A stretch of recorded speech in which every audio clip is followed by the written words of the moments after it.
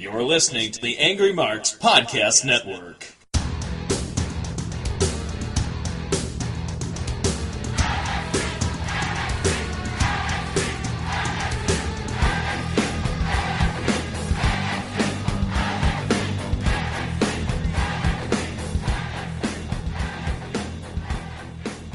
Welcome back to AngryMarks.com and the NXT report for Wednesday, October 10th, 2018. I'm Rohan. If you want to follow me on Twitter, please do so at Rohan. We get an opening video package of the triple threat match coming up. This is the main event between Ricochet, Adam Cole, and Pete Dunne. Opening segment in the arena, NXT champ Tommaso Ciampa starts by walking down to the ring for a promo. He's gazing at the NXT title. He's telling it how much he loves it. He says, "I'm the greatest sports entertainer of all time, and now I have the greatest entrance music of all time. This music has brought silence to the sheep. But in every flock, there's always one that needs to be different and one that needs to break away from the flock. In this case, that one is the Velveteen Dream. You have my attention now, because you were making accusations about things that were none of your business." He, of course, is talking about last week when Velveteen Dream insinuated that Alistair Black was attacked by Tommaso Ciampa. This brings Velveteen Dream out. So this is all very entertaining to the Dream, especially you being the greatest sports entertainer of all time. The Dream doesn't appreciate your little threats.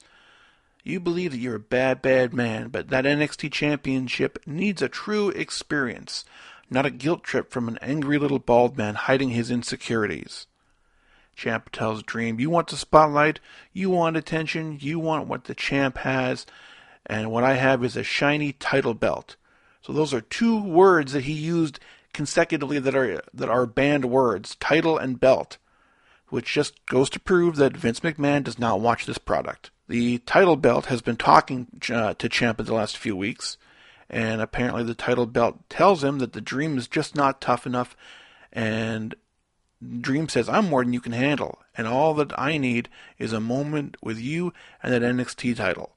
At that point, Nikki Cross's music hits, and both guys kind of look confused. Morrow reminds us that she was on the rooftop and saw the Alistair Black attack. Nikki runs into the ring. She starts oogling Ciampa's title belt. She starts playing with the tassels on Dream's jacket. She gives both of them the crazy smile. She's running back and forth, flailing away at her jacket, and she's screaming that she knows, which spawns the crowd to start chanting, "Nikki knows a secret." She backs Dream into the corner and just says, "I know what you did." She then tries to listen to the NXT title belt, and the belt tells her what Ciampa did, and she leaps back in shock. She then just stares at Ciampa and then just knocks the microphone out of his hand.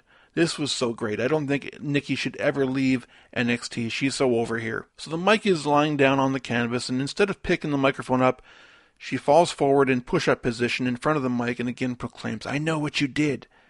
She then rushes Velveteen again in the corner, and he's had enough. He bails. He's had enough of her crazy, so he is living to fight another day.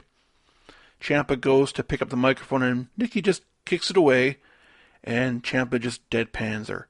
She starts saying over and over again, I know. This crowd loves Nikki, and I love Nikki too, and she backs away and goes back up the ramp, and the segment ends with Ciampa still clutching his title belt. Quick squash match, Keith Lee versus Kona Reeves. First impression, Reeves needs long tights. For some reason, the short trunks is not a good look on him, especially when he's only wearing his knee pads around his shins. Reeves is just one of those guys. He garners no attention. There is no emotional attachment, good, bad, or indifferent.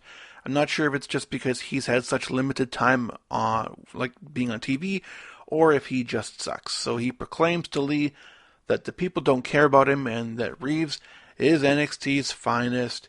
And Reeves badmouths Lee in the corner. Lee does the standing switch and gives Reeves the big double chop to the chest. He hits a standing dropkick and a belly-to-belly suplex to Reeves over the top rope to the floor, and poor Kona's body makes a great big splat sound. Reeves does make a brief comeback with a running kick to the face and a second rope elbow drop, a la Ted DiBiase. Reeves starts laying in some right hands. Lee starts no-selling it. He hits Reeves with the pounce, picks him up, and he hits the fireman's carry into the jackhammer, which they call the Supernova. Now, Even though this was meant to be a showcase for Lee, I think Kona still got a bit too much offense for my liking. Reeves is the kind of guy that Lee should have beaten in a minute. We get another video montage of Shayna Baszler's training regimen, reiterating the fact that Kyra Sane did not beat her, she just had a slip-up and she beat herself. Now, every time they show these training montages, it's usually the story of some sort of babyface comeback or someone defying the odds and overcoming adversity. You never usually get to see these types of video build-ups for heels. We have yet to see a similar video for Kyrie, so seeing these types of videos 2 weeks in a row, to me, if I'm seeing this for the first time, I'm being told that Shayna is the babyface, and this is part of her redemption story.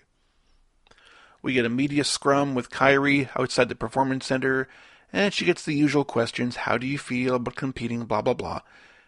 And she says she's so excited and she will beat her again. And then she gives a cute little wave and waves bye.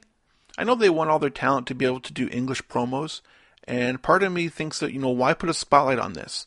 Why tell everyone that she doesn't speak very good English?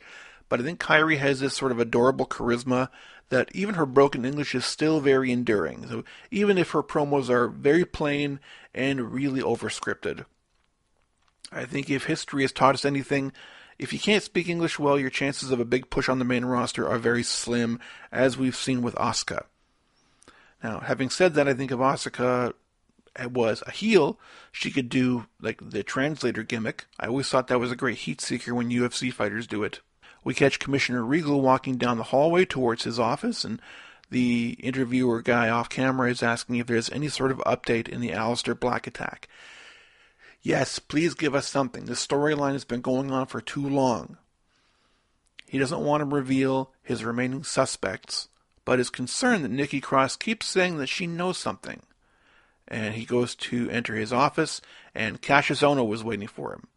Ohno is still upset because he claims he has not been taken as a serious threat. He asks him again where his new toy is, referring to Matt Riddle. Maybe he's the one that did it. Regal gave no response and just walked into his office. Nikki then approaches Cassius and said, I know what you did too. Only this time, Ohno has a worried look on his face like he's been kind of busted for something. I said it last week, I think this whole I know what you did thing with Nikki is going to build to something that has nothing to do with the Alistair Black attack, because she's saying it to everyone.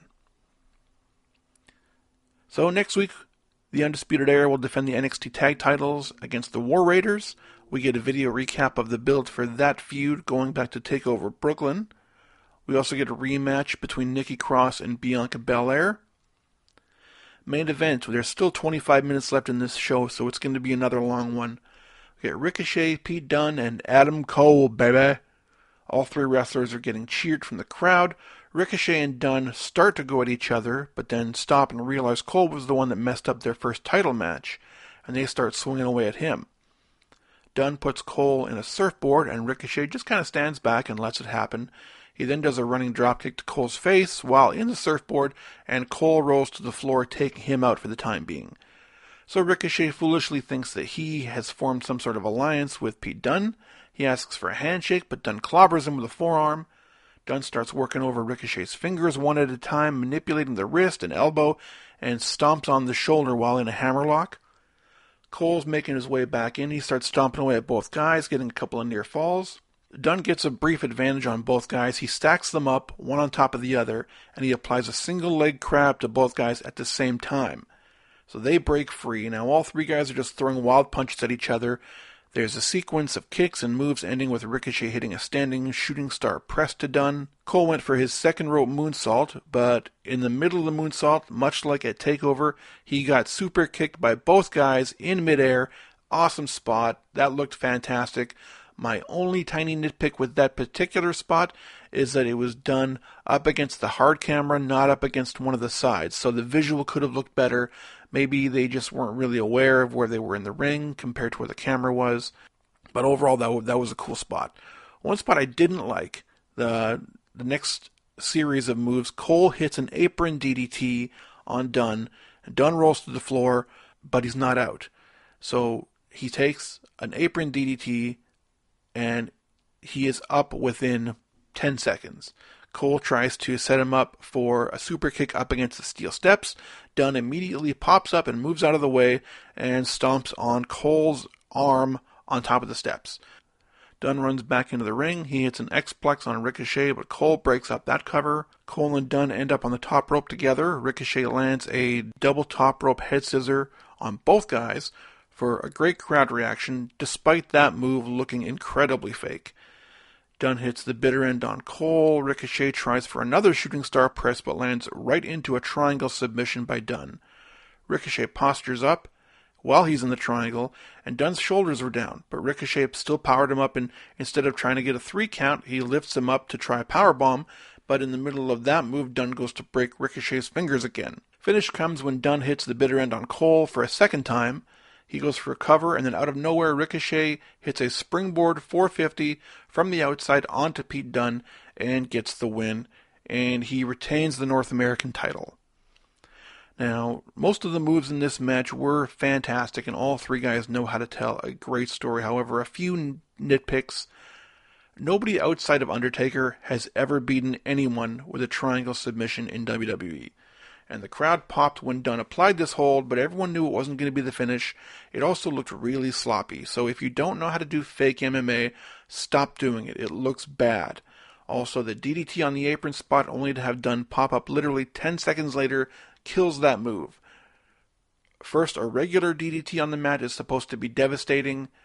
Then they try to indoctrinate to us that moves on the apron are 10 times more dangerous and far more effective. Now Dunn gets up seconds after taking that apron DDT. Like, what's next? Do they have to DDT a guy onto a concrete sidewalk from the top of Hell in a Cell?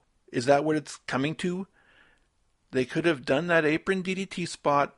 Dunn could have been out of the picture for the finish. They could have done the finish with just Cole and Ricochet. The ending could have been exactly the same. Outside of that, overall, this was a fun match, and it did have more positives than negatives. It was nice to see a clean finish, and because Dunn took the fall, Adam Cole can lay claim to a singles rematch down the road because he wasn't the one who was pinned. This was another NXT episode that was based around one match. However, it didn't seem to build much towards TakeOver next month. And the Alistair Black investigation seems to be just in a bit of a holding pattern. So that's going to do it for this week. Don't forget, coming up, episode number 8 of the Angry Marks Rewind podcast is going to hit the Angry Marks Podcast Network in the next couple of days. My guest is going to be the Peach Machine, and we're going to be discussing Ring of Honor Joe versus Kobashi. So that is upcoming. Outside of that, thanks very much for listening. We're going to talk to you again next week. Thanks very much. Have a great week. You're listening to the Angry Marks Podcast Network.